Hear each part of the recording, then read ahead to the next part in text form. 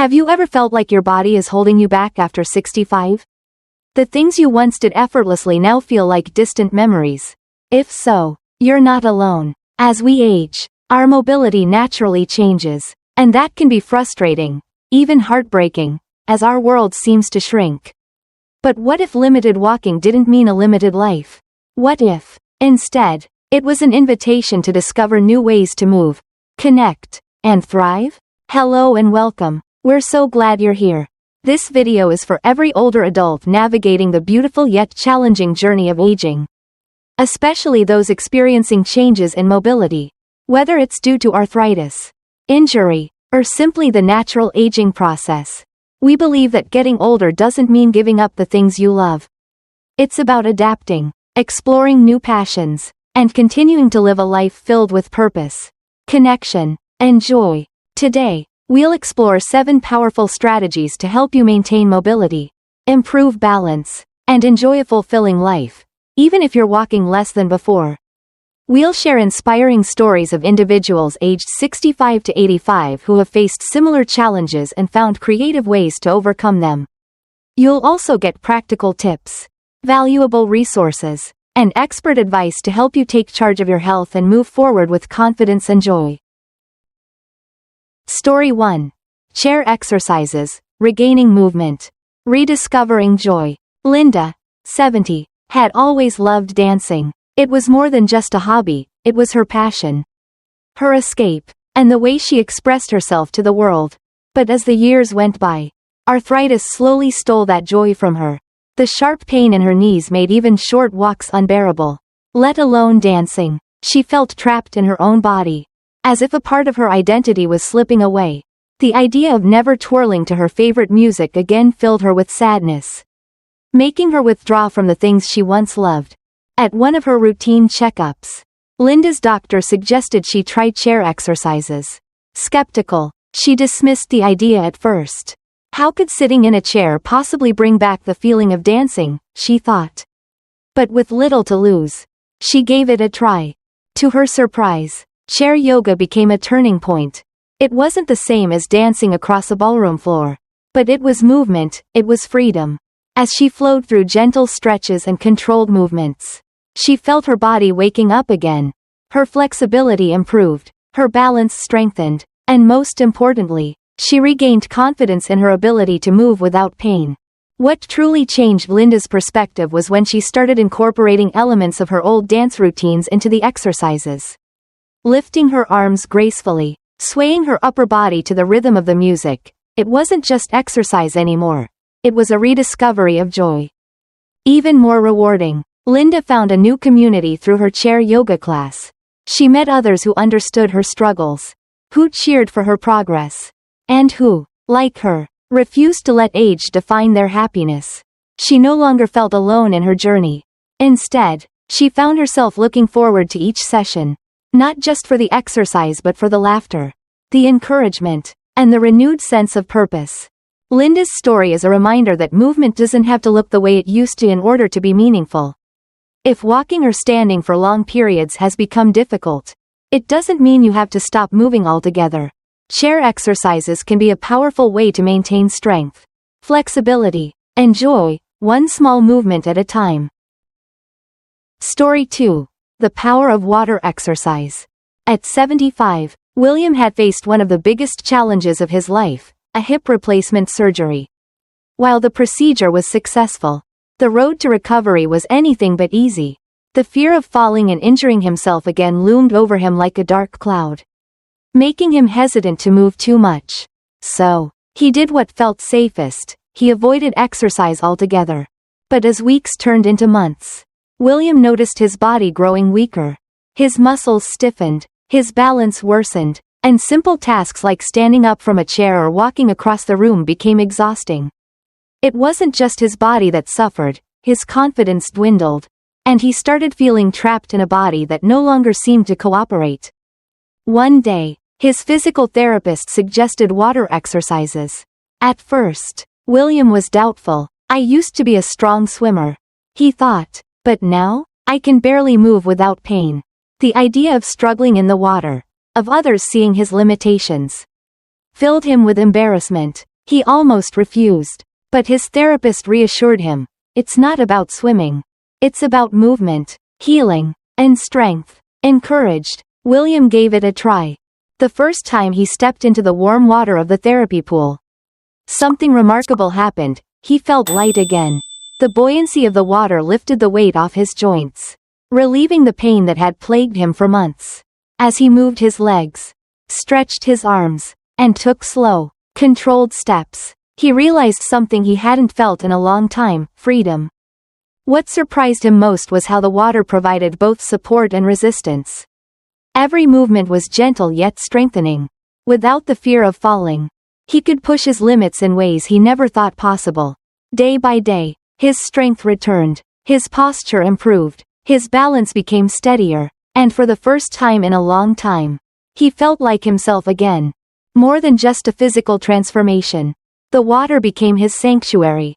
It wasn't just about exercise, it was about reclaiming control over his body and his life. In the pool, he wasn't just a man recovering from surgery, he was someone capable, resilient, and strong. William's story is a powerful reminder that movement isn't just about staying fit, it's about staying free. And for those who struggle with pain, weakness, or fear of falling, water exercise can be a life-changing solution. It offers a safe, effective, and even joyful way to rebuild strength, restore confidence, and rediscover the simple joy of moving again. Story 3. Mobility aids, a true companion in movement. At 82, Anna had always taken pride in her independence. She had spent her life being strong, capable, and active, and she wasn't about to let age take that away from her. So when her doctor suggested using a walker, she dismissed the idea immediately. A walker? That's for people who have given up. I'm not ready for that. To her, a mobility aid wasn't just a piece of equipment, it was a public declaration of weakness. A sign that she was losing control over her own body. She convinced herself that as long as she could still move, even with shaky balance and occasional stumbles, she didn't need it. But then, one afternoon at the grocery store, everything changed. While reaching for a can on the top shelf, she suddenly felt her balance shift. In an instant, the world tilted, and she found herself grabbing onto a nearby cart to keep from falling. The near accident left her shaken. As she stood there, heart pounding, she saw the worried looks of other shoppers. But more than their concern, she felt a deep realization creeping in: her pride was putting her in danger. That night, she lay awake thinking about it. Was she really holding onto her independence? Or was she letting fear of judgment stop her from living fully? The next morning, she made a decision. She went to a medical supply store and picked out a sleek, lightweight walker. At first, it felt strange, even embarrassing. But the moment she stepped outside with it, something unexpected happened. She felt free. For the first time in years, she could walk without fear. She strolled through her neighborhood, greeting familiar faces. She went to the park and enjoyed the fresh air without worrying about tripping over an uneven sidewalk. She even took a trip to the farmer's market, weaving between stalls with a confidence she hadn't felt in years. What she once saw as a symbol of weakness had become a tool of empowerment. Her walker wasn't limiting her, it was giving her back the life she thought she had lost. Anna's story is a reminder that true independence isn't about refusing help. It's about making choices that allow us to live fully, safely, and with confidence. Sometimes, the tools we resist the most are the very ones that set us free. Story 4. Strength training for stability. For Richard, his legs felt like they were betraying him. At 78, they had grown weaker, turning simple tasks, like standing up from a chair, climbing stairs, or carrying groceries, into daunting challenges. It wasn't just physical discomfort, it was a deep, unsettling feeling of losing control. As his mobility declined, so did his confidence. The world around him seemed to shrink. The long walks he once enjoyed became shorter. The flights of stairs he used to take effortlessly now seemed insurmountable. Even outings with his grandchildren became stressful. What if he stumbled? What if he fell? Determined to fight back, Richard turned to the internet, searching for exercises to regain his strength. But many of them felt overwhelming, too intense, too complicated, and frankly, too discouraging. He worried that pushing himself too hard might result in injury. After a few failed attempts, he began to accept what he feared most, that his best days were behind him. Then one day, during a routine checkup, his doctor made a suggestion: work with a personal trainer who specializes in older adults. At first, Richard was hesitant. Personal trainers were for athletes, weren't they? For younger people? He wasn't trying to build muscles, he just wanted to feel steady again. But he decided to give it a try. His trainer, Mike, understood his concerns and designed a program tailored to his needs. No heavy lifting, no extreme workouts, just simple, targeted strength training to rebuild his stability. They started with light resistance bands and small dumbbells, gradually increasing the difficulty as Richard grew stronger. More importantly, Mike emphasized the importance of proper posture and technique to prevent injury and maximize benefits. It wasn't easy. Some days, Richard woke up sore and frustrated, feeling like progress was too slow. There were moments when he wanted to quit, but each time, he reminded himself of why he started. Strength wasn't just about muscle, it was about resilience. Little by little, he noticed changes. Standing up no longer felt like a struggle. Carrying groceries wasn't as exhausting. His balance improved, and with it, his confidence. The fear of falling that once haunted him began to fade. Then, one afternoon, something incredible happened. His grandson, Ethan, ran up to him with excitement. "Grandpa, let's race to the mailbox."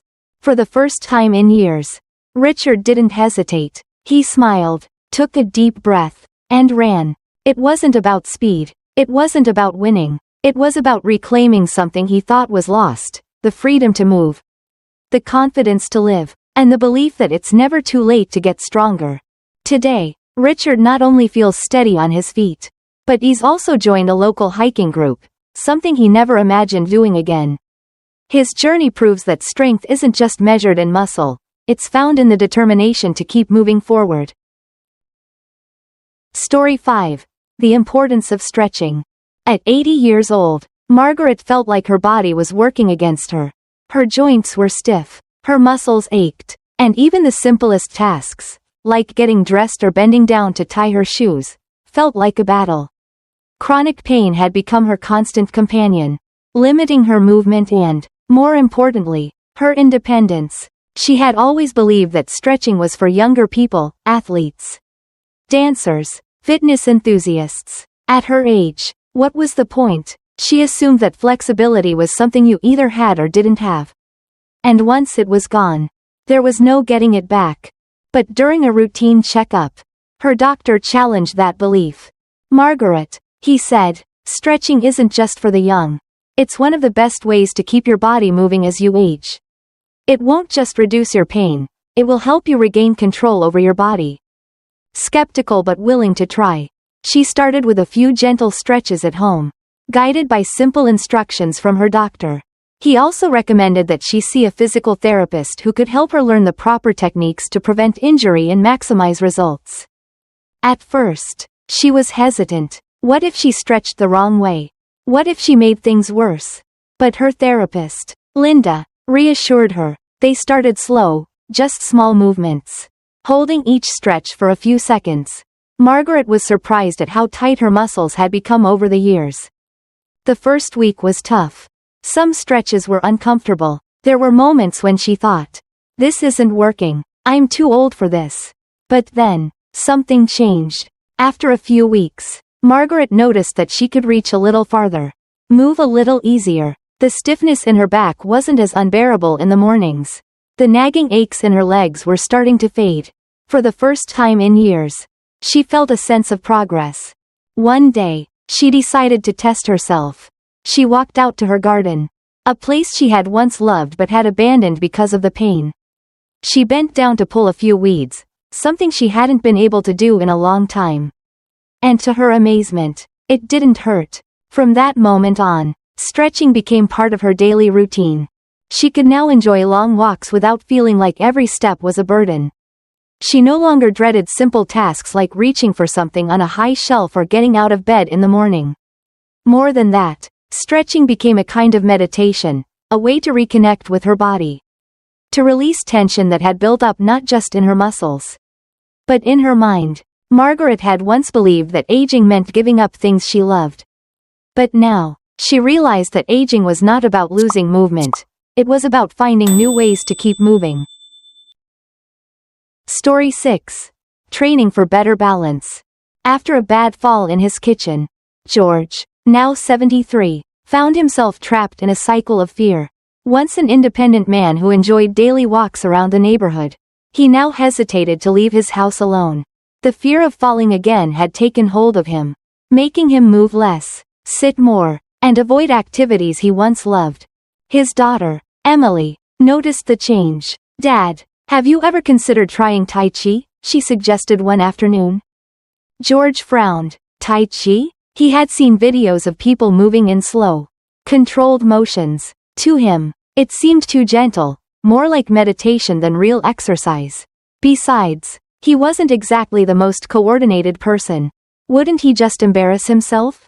But deep down, he knew he had to do something. The fear wasn't just limiting his body, it was limiting his life. So, hesitantly, he agreed to give it a shot. At his first class at the local senior center, George felt out of place. The instructor, a calm and patient man named Mark, guided the group through a series of slow, deliberate movements. It looked easy, but as George followed along, he quickly realized how much control, balance, and focus it required. At first, he stumbled, his muscles felt stiff, and his reflexes were slower than he'd expected. He wanted to quit, but Mark reminded him, balance isn't about how fast you move, it's about how aware you are of your body. So George kept going. With each class, he noticed changes. His steps became steadier, his posture improved, and his confidence grew. The act of focusing on each motion made him more aware of how he carried himself throughout the day. One morning, as he was walking in his backyard, he realized something. He wasn't gripping the railing like he used to. He was simply standing, balanced, secure. His newfound confidence led to more than just better balance. He started taking longer walks again, visiting old friends, even signing up to help teach beginners in his Tai Chi class. He found a sense of community, people who, like him, had once feared falling but had discovered strength in movement. George's life wasn't just about avoiding falls anymore. It was about regaining control, embracing movement, and finding joy in each step. Story 7. Listening to the body and finding the right pace. At 71, Eleanor was determined to stay active. She had always been a strong-willed woman, someone who believed that persistence was the key to everything. Every morning, she laced up her sneakers and pushed herself to walk farther and faster, ignoring the dull aches in her knees and the tightness in her lower back. Pain was just part of aging, she told herself. But over time, those small aches turned into sharp pains. Some mornings, she could barely get out of bed.